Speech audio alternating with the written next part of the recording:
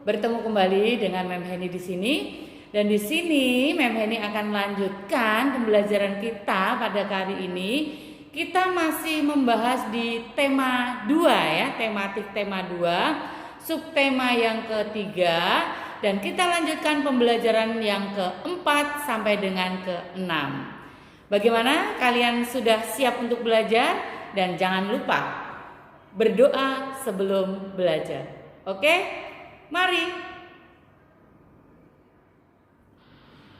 Ya, anak-anakku, sekarang kita akan belajar tematik masih di tema 2, subtema yang ketiga, pembelajaran keempat sampai dengan keenam.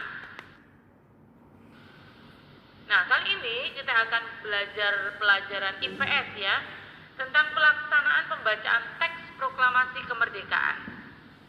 Oke, kita akan mulai.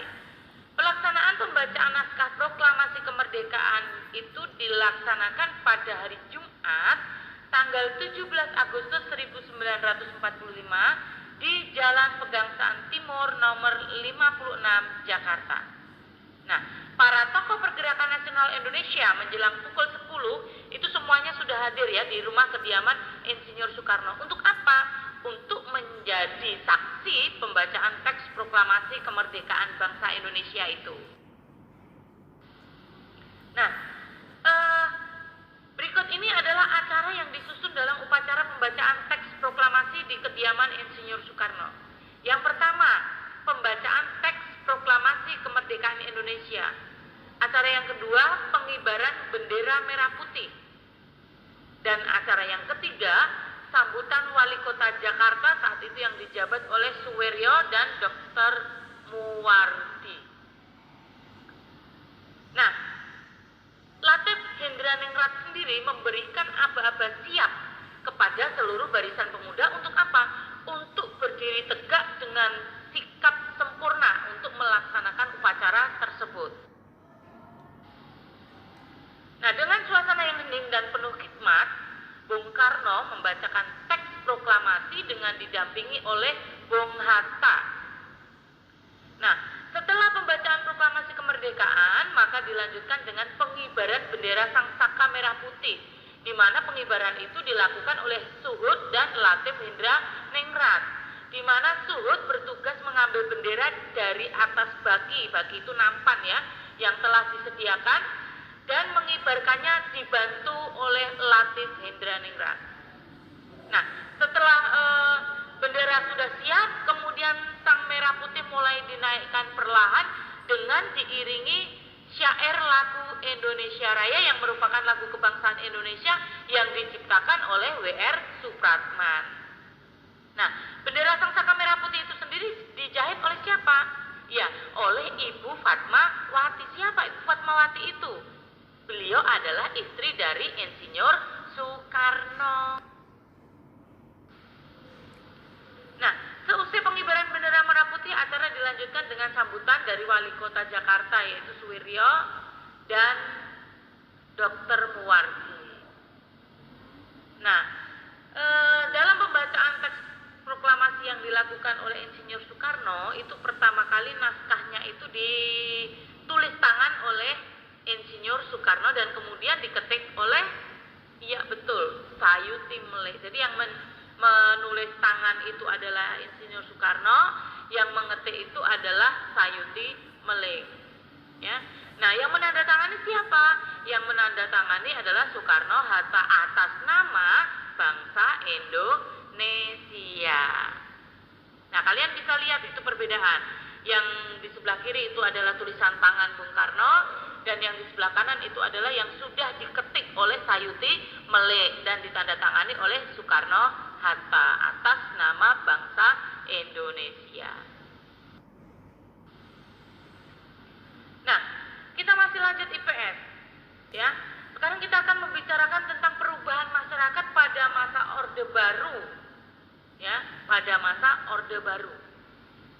Pada tahun 1966 lahirlah Orde Baru di bawah kepemimpinan Presiden Soeharto. Nah, Orde Baru itu bertekad untuk menata kehidupan masyarakat berbangsa dan bernegara berdasarkan Pancasila dan Undang-Undang Dasar 1945. Nah, seiring berjalannya waktu, ternyata pemerintahan Orde Baru tidak konsisten dan tidak konsekuen juga dalam melaksanakan cita-citanya itu. Justru malah yang ada, Orde Baru itu lebih mementingkan kepentingan kelompok. Nah, akhirnya bagaimana? Akhirnya muncullah persoalan tentang kesulitan warga masyarakat dalam memenuhi kebutuhan pokok, terlebih-lebih karena harga sembako semakin tinggi. Nah, kalau tadi masa Orde Baru, sekarang perubahan masyarakat pada masa reformasi, ya. Setelah masa Orde Baru kemudian dilanjutkan dengan masa reformasi. Nah, masa reformasi ini ditandai dengan lengsernya Presiden Soeharto dari jabatannya. Yang perlu kalian ketahui, Presiden Soeharto itu menjabat menjadi Presiden Indonesia itu selama 32 tahun. Kalian bisa bayangkan ya, lama sekali ya, 32 tahun coba memimpin sebagai Presiden Indonesia yang kedua. Masa reformasi yang terjadi di Indonesia pada tahun 1998 merupakan suatu gerakan yang bertujuan untuk melakukan perubahan dan pembaruan, terutama perbaikan tatanan kehidupan dalam bidang politik, ekonomi, hukum, dan sosial. Nah, dengan demikian, reformasi telah memiliki formulasi atau gagasan tentang tatanan kehidupan baru untuk menuju terwujudnya Indonesia baru. Nah, itu tadi adalah masa reformasi. Jadi kalian bisa membedakan masa Orde Baru dengan masa reformasi. Masih kita lanjutkan, masih di pelajaran IPS ya. Keadaan ekonomi pada awal berdirinya RI itu sangat kacau dan sulit. Pada saat itu beredar lebih dari satu mata uang sehingga tidak terkendali ya. Nah, di antaranya mata uang apa? Di antaranya adalah mata uang de Javase Bank, mata uang pemerintah Hindia Belanda, dan mata uang pendudukan Jepang saat itu ya. Nah, akhirnya pada bulan Oktober 1946, pemerintah Republik Indonesia mengeluarkan ORI. ORI itu kepanjangan dari Uang Republik Indonesia. Uang di sini tulisannya OEANG ya, itu karena ejaan lama ya, ejaan yang belum disempurnakan. Ya. Nah, mengeluarkan ORI untuk apa? Untuk mengganti uang Jepang. Sekarang kita akan berbicara tentang kekacauan ekonomi pada saat itu. Penyebabnya itu apa? Ya. Kekacauan ekonomi pada saat itu disebabkan oleh berbagai hal. Di antaranya, yang pertama, belum ada pejabat khusus yang bertugas menangani perekonomian Indonesia. Yang kedua, belum mempunyai pola dan cara untuk mengatur keuangan yang stabil. Yang ketiga, peninggalan pemerintahan pendudukan Jepang akibat pengeluaran pembiayaan perang Jepang. Yang keempat, kondisi keamanan dalam negeri tidak stabil. Yang berikutnya, masih penyebab kekacauan. Yang kelima, politik keuangan yang berlaku di Indonesia dibuat di negara Belanda guna menekan pertumbuhan ekonomi Indonesia, bahkan berniat untuk menghancurkan ekonomi nasional. Yang berikutnya, Belanda tidak mau mengakui kemerdekaan Indonesia dan masih terus melakukan pergolakan politik yang menghambat langkah kebijakan pemerintah dalam bidang ekonomi. Yang berikutnya, penyebab yang berikutnya ada inflasi yang sangat tinggi serta adanya blokade ekonomi oleh Belanda. Dan yang terakhir adalah kekosongan kas negara. Nah, itu tadi adalah penyebab kesulitan ekonomi pada saat itu. Nah, adapun usaha-usaha apa saja yang dilakukan untuk mengatasi kesulitan ekonomi tersebut? Usaha-usahanya, yang pertama, Menteri Keuangan, yaitu pada waktu itu Insinyur Surahman, mengadakan pinjaman nasional. Yang kedua, mengadakan hubungan dengan para pengusaha Amerika. Yang ketiga, mengadakan konferensi ekonomi pada bulan Februari 1946 guna membahas masalah yang mendesak. Yang keempat, I.J. Kasimo, yaitu Menteri Persediaan Pangan, mengeluarkan kebijakan rencana produksi 5 tahunan yang dikenal dengan Kasimo Plan. Yang kelima, Persatuan Tenaga Ekonomi atau PTE dalam upaya menegakkan ekonomi pada awal kemerdekaan. Usaha yang keenam yaitu mengeluarkan Perpu nomor 2, Perpu nomor 2 tahun 1946 pada tanggal 5 Juli 1946 tentang pendirian Bank Negara Indonesia atau yang kita singkat BNI.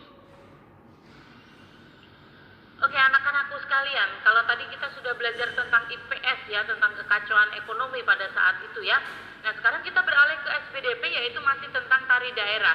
Di sini kita akan berbicara tentang tari Jepen. Apa itu tari Jepen? Oke, tari Jepen adalah salah satu tarian yang berasal dari Kalimantan Timur yang terinspirasi dari kebudayaan Melayu dan budaya Islam. Tari Jepen sendiri berkembang di pinggiran Sungai Mahakam. Sungai Mahakam itu di Kalimantan Timur. Tari Jepen mempresentasikan kebudayaan Melayu yang dinamis, atraktif, energik, dan bersahaja. Nah, tari Jepen sendiri itu ada dua jenis. Apa saja?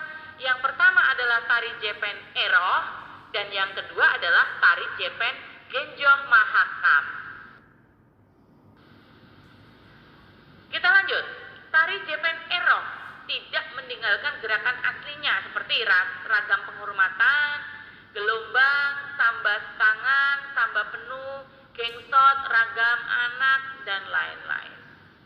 Nah, Eroh itu berasal dari bahasa Kutai yang berarti ramai atau gembira. Itu tadi adalah tari Jepen Eroh. Nah sekarang yang tari Jepen yang kedua yaitu tari Jepen Genjoh Mahakam. Tari Jepen Genjoh Mahakam adalah salah satu jenis tari kreasi Jepen yang sebagian besar gerak tari ini memang murni dari tari Jepen. Misalnya apa? Misalnya gerakan penghormatan, gelombang, samba setengah, samba penuh, jalan kenya, seluang mudik, dan tari taksim. Nah, dalam tari Jepen, tata rias penarinya terlihat minimalis, santun, dan bersahaja. Nah, dalam tari Jepen, properti tarinya itu berupa selendang. Dan tari Jepen sendiri diiringi dengan musik singkilan. Dalam musik singkilan, alat musik yang digunakan itu gambus, ada juga ketipung, ada juga kendang, dan juga biola. Itu yang mengiringi musik singkilan ya. Selain itu juga diiringi dengan nyanyian yang disebut bertingkilan. Bertingkilan itu berarti bersaut-sautan. Jadi nyanyinya itu saut-sautan gitu ya. Ya. Kita lanjutkan. Nyanyian ini biasanya dibawakan oleh dua orang penyanyi yang saling bersahutan dalam menyanyikan syair-syair yang berisi petuah atau pesan moral. Ya. Selanjutnya kita akan belajar tentang jenis iringan tari tradisional Nusantara ya. Jenis iringan tari tradisional Nusantara itu dibedakan menjadi dua, yaitu musik internal dan musik eksternal. Nah, kita akan berbicara dulu yang musik internal. Musik internal adalah iringan yang dihasilkan dari tubuh penari, misalnya nyanyian. Nyanyian itu berasal dari suara mulut ya, tepukan, depakan, dan hentakan kaki. Nah, contohnya tari apa yang menggunakan musik internal? Contohnya tari kecak, tari saman, dan tari seudati. Nah itu tadi adalah tari-tarian yang diiringi oleh musik internal. Nah sekarang musik eksternal. Musik eksternal adalah iringan yang dihasilkan dari luar tubuh penari, seperti alat musik. Nah contohnya apa? Contohnya tarian dari Jawa dan Bali itu biasanya diiringi oleh alat musik gamelan. Terus tarian dari Jakarta itu biasanya diiringi oleh alat musik yang namanya gambang kromong. Ya, sekarang kita akan beralih ke bahasa Indonesia ya, di mana kita akan berbicara tentang kalimat efektif. Kalimat efektif merupakan kalimat yang telah memenuhi standar kaidah tata bahasa yang benar, memiliki gagasan atau ide yang jelas di dalamnya, juga memiliki esensi yang jelas dalam penyampaian maksud dan tujuannya, tidak berlebihan atau tidak terlalu boros ya dalam menggunakan kata. Nah, apa syarat kalimat efektif? Syarat kalimat efektif antaranya 1. Mudah dimengerti oleh pembaca. Dua, pada kalimatnya tidak multitafsir, mengandung banyak makna ya, tidak boleh mengandung banyak makna. Yang ketiga, tidak berpotensi menimbulkan kesalahan pemahaman bagi pembacanya. Yang keempat, tidak melakukan pemborosan kata. Dan yang kelima, bersifat sistematis. Nah, sekarang ciri-ciri kalimat efektif. Yang pertama, bentuknya paralel. Kedua, struktur yang sepadan. Ketiga, kecermatan penalaran. Keempat, tidak berlebihan dalam penggunaan kata. Kelima, gagasan yang padu. Keenam, bahasa yang logis. Dan ketujuh adalah ketepatan pemilihan kata. Nah, itu tadi adalah ciri-ciri kalimat efektif. Contohnya, contoh kalimat efektif. Dika memakai sepatu putih. Denny bermain setelah pulang sekolah. Aku tidak sengaja melihat pencuri itu. Nah, itu merupakan contoh kalimat efektif.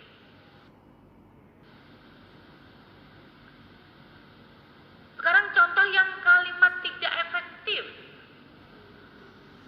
Dika memakai sepatu berwarna putih. Denny pergi bermain setelah ia pulang dari sekolah. Nah, kalian lihat yang di garis bawahi.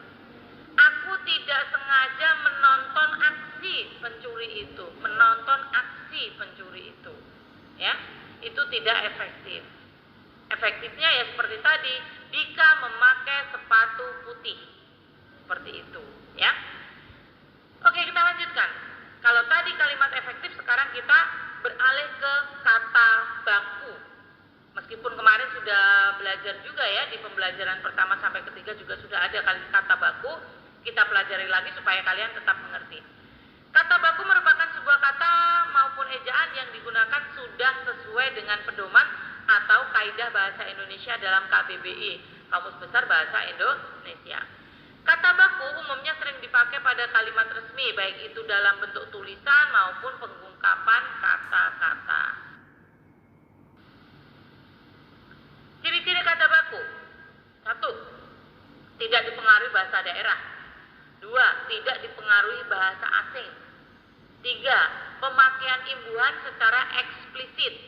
4. Bukan bahasa percakapan. 5. Penggunaan sesuai dengan konteks kalimat. 6. Tidak terkontaminasi atau tidak rancu. 7. Kata baku tidak mengandung pleonasme. 8. Tidak mengandung hiperkorek. Itu tadi adalah ciri-ciri kata baku. Nah, dari bahasa Indonesia tentang kalimat efektif dan kata baku, sekarang kita beralih ke perilaku. Nah, perilaku kita dalam mencerminkan perwujudan persatuan dan kesatuan, baik itu di lingkungan keluarga, di lingkungan sekolah, di lingkungan masyarakat, bahkan di lingkungan negara. Berarti kita akan beralih ke pelajaran PPKN. Oke. Kita akan mulai dari perilaku yang mencerminkan perwujudan persatuan dan kesatuan dalam lingkungan keluarga dulu. Ya, karena lingkungan yang terkecil itu adalah lingkungan keluarga. Apa saja perilakunya?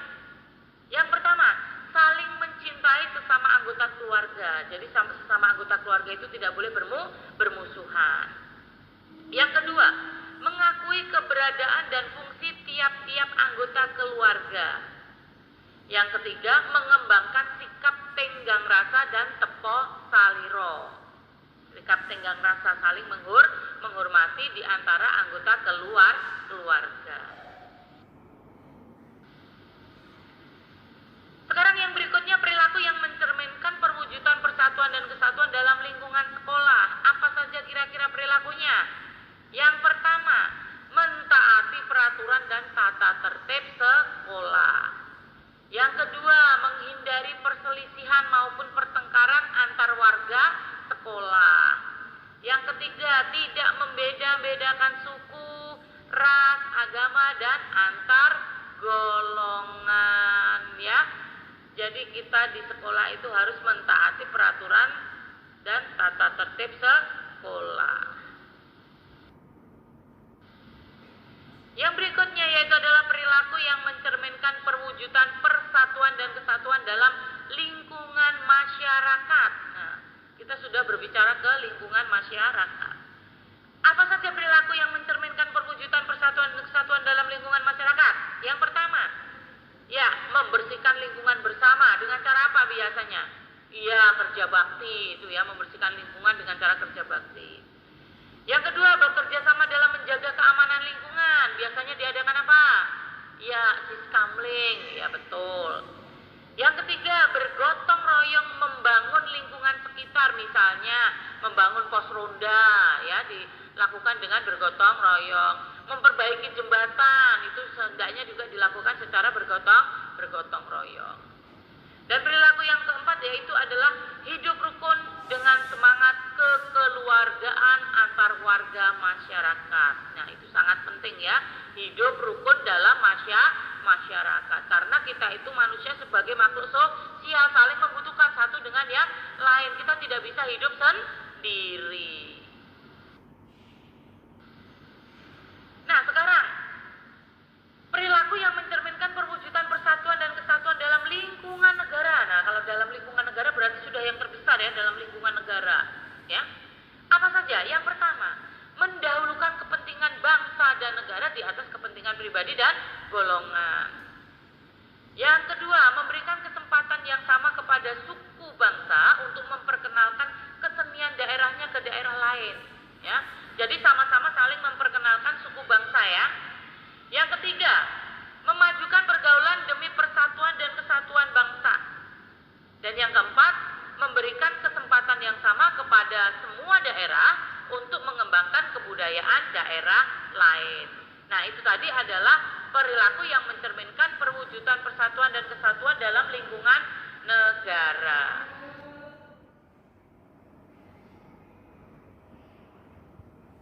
Nah, anak-anakku semua, selesai sudah pembelajaran kita pada hari ini di tema 2, subtema yang ketiga, pembelajaran yang keempat sampai dengan keenam. Mudah-mudahan apa yang disampaikan Mem pada hari ini bisa bermanfaat untuk kalian semua. Dan tetap ingat selalu, jaga kesehatan kalian, jaga kebersihan, cuci tangan selalu, dan ingat selalu berdoa kepada Tuhan. Mudah-mudahan kita akan secepatnya bertemu kembali seperti sedia kala ya, sehingga kita bisa berkomunikasi dengan lebih baik lagi. Oke, dan tetap semangat kalian di dalam belajar. Bye-bye.